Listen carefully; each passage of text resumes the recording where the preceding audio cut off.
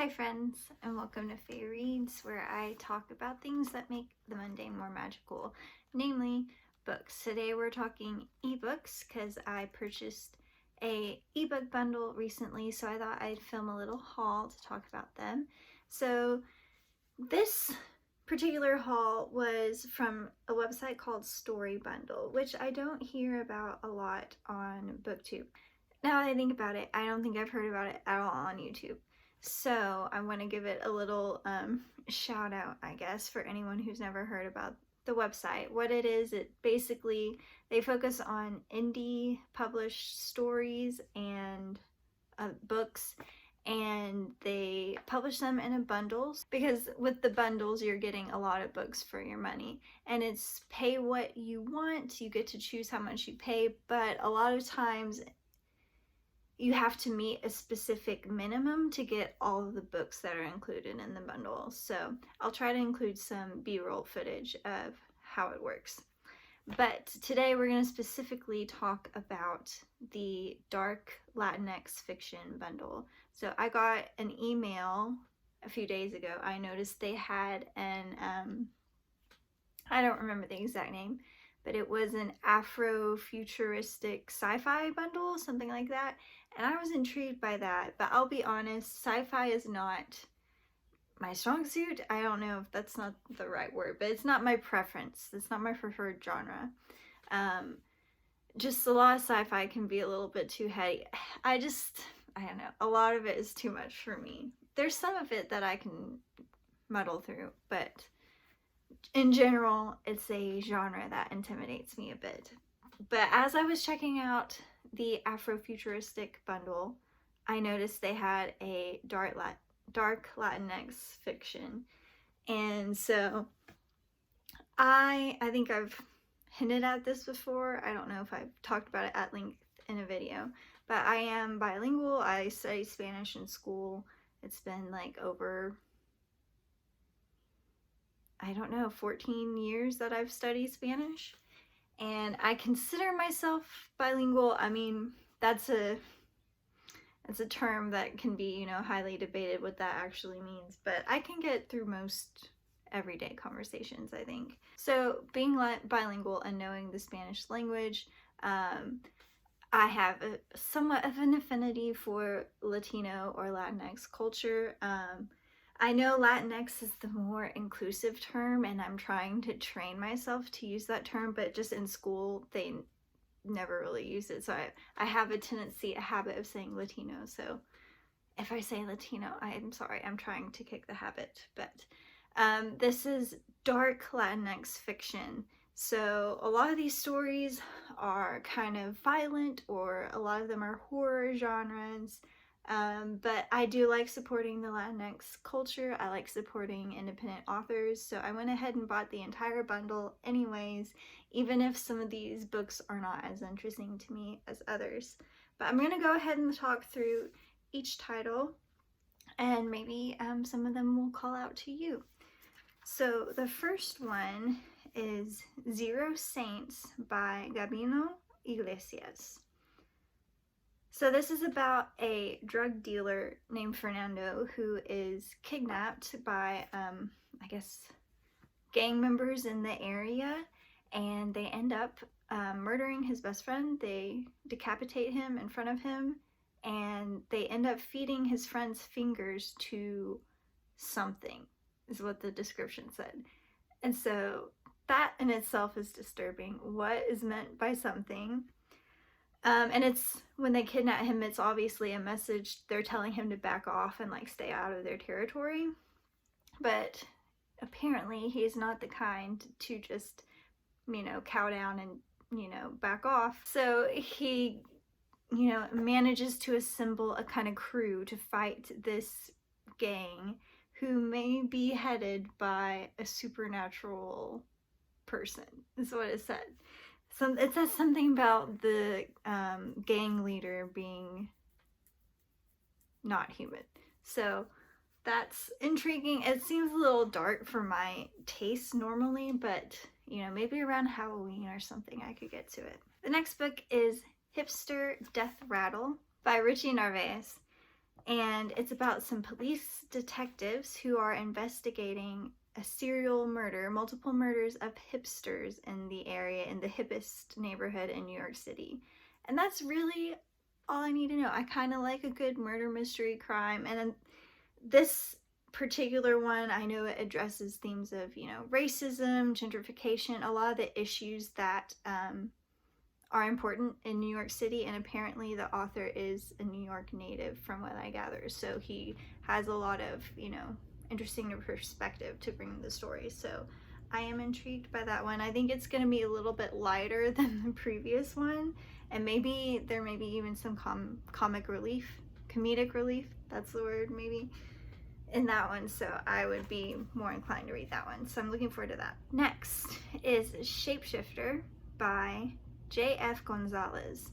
So this is about a man dealing with a curse, presumably lycanthropy, just based on the cover, and he's a werewolf, basically. It's a werewolf story. So he's dealing with the curse of being a werewolf when this powerful man enters his life and basically blackmails him, because this man is telling him that he knows that his parents were killed and he has information that will implicate him in his parents' murder. And so it doesn't say that he did it, but it's kind of implied that somehow he is wrapped up in it. And so this man is blackmailing him and telling him to kill other people. And he basically has to do whatever this man says because he has this power over him, and he has to use his curse to, get rid of whoever this guy wants to. So another pretty dark one, but I like werewolves in general, and it would be kind of refreshing, for me at least, to read a werewolf story that's not like a romance. Next is Island of Bones by Gaby Triana. This is about a woman named Ellie, and she leaves her kind of dead-end job to go spread her grandmother's ashes in Key West. And so it's set in, a very tropical, islandy setting, but apparently it's a ghost story because apparently there are some disturbing presences in her Nana's home. So that's really all I need to know. It's a tropical ghost story, which I don't think I've read before, so I'm intrigued. Next we have Coney Island Siren by Theresa Varela. And it's about a woman named Maggie Fuentes who works as a nurse, and she finds a diary from a 19th century young woman. And apparently in the diary, this woman writes about secrets and events that start to parallel Maggie, our modern protagonist. These events are mirrored in her own life. So it seems more like a drama, but like a mystery, supernatural element perhaps, but I'm intrigued to see where that goes. Next is Itzá Barrios de la Luz. Don't know a whole lot about this one, but all I know is that it examines a family of water witches living near the US-Mexico border. So I'm assuming by water witches it means, in the literal sense, in the real world, where they have the, are they drawers? Is that what they're called? They use the little stick things, the drawers, drawers? I don't know. But they use that to find water in the land. I'm assuming that's what it means, but maybe there is a magical realism element. Maybe they do have some kind of water powers. But it's living near the US, Mexico. Being in the desert, that makes sense that they would be actual water witches, but I don't know. Even if it's not as, magical as I would like to imagine it, I'm sure it's really good, and it deals with a lot of real world issues concerning the border that are important to me, so I'm intrigued. Okay, next we have The Blood Poetry by Leland Pitts-Gonzalez. The protagonist in this one is a man named Epstein, and apparently he is a dubious character. His wife disappears, and he is very eager or desperate to talk to his daughter about it, but he wants to protect his daughter from the truth, from her lineage, and from himself. So it's kind of implying that he had something to do with her mother's disappearance, his wife's disappearance, and you know, there's something nefarious about him and about his family. So it's already very mysterious and sounds very dark, and I want to know more. Next we have the Kaos by Sergio Gomez. This is an apocalyptic story, a post-apocalyptic story where the protagonists, their names are Alejandro and his son Charlie. They're the survivors of a post-apocalyptic, of an apocalyptic event, and they are trying to survive. And they hear a man on the radio saying that he has food and supplies for anyone who is still alive and wants it, but the trick is they have to get to him and to the, you know, specified location, and they have to avoid the creatures that are now plaguing the world at night. This next one was really what drew me into this bundle. Some of these titles I'm like, is that really my kind of story? But the cover of this one is amazing, and it had been on my list for a long time. I remember adding this to my list years ago because I was so drawn in by the cover and just by the premise of the story. So that's Santa Muerte by Cynthia Pelayo. So it's about a young girl, Ana Molina, and she is a high school senior in Chicago, and she's trying to hide from her father's enemies. So her father is an investigator, and a federal investigator in Mexico, but she's kind of in hiding. And one day her father shows up on her doorstep out of nowhere, and somehow there's a car accident involving him and other people, and one person ends up passing away. And from that moment, Anna starts to see these visions of the skeletal figure, kind of like, you know, death, the Grim Reaper. So I'm intrigued to see where that goes. Okay. This last one has a beautiful cover, and it's honestly the one I'm the most excited about because it sounds so weird and wonderful and surreal and abstract and just the kind of thing that I'm drawn to. But I'm going to have to look up the description online because I don't think I could summarize it in a way that does it justice. So give me a moment. So it's called Snow Over Utopia by Rudolfo A. Serna. I'm just going to read. In an age of savage science powered by black mass and thrown away biomatter leaked into an underground sea lit by the heart of the great tree, a girl named Eden loses her rare blue eyes. Escaping her fanatical and sadistic slave masters with her eyes in a jar, she runs away with a murderer named Miner. After fleeing for their lives deep within the forest, they are found by the librarian and his daughter Delilah and sheltered in their mountaintop sanctuary. But she cannot stop there. If Eden wants to restore her eyes, then she must go on through time and space in a necrotronic, don't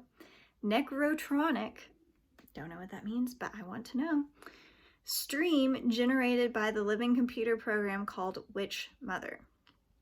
While mutanoid priests in underground bunkers monitor transmissions from the Great Tree, Eden and Miner must face the horrors of the factories in the Colosseum run by the Robot Queen in the city of Utopia. Can they make the ultimate sacrifice and complete their mission, or will they fail in Snow Over Utopia? So that just sounds wild, and like, what the heck is this world? What the heck is going on? I want to know more. So that is the end. That's the final book. I guess I will close with a little bit more about Story Bundle.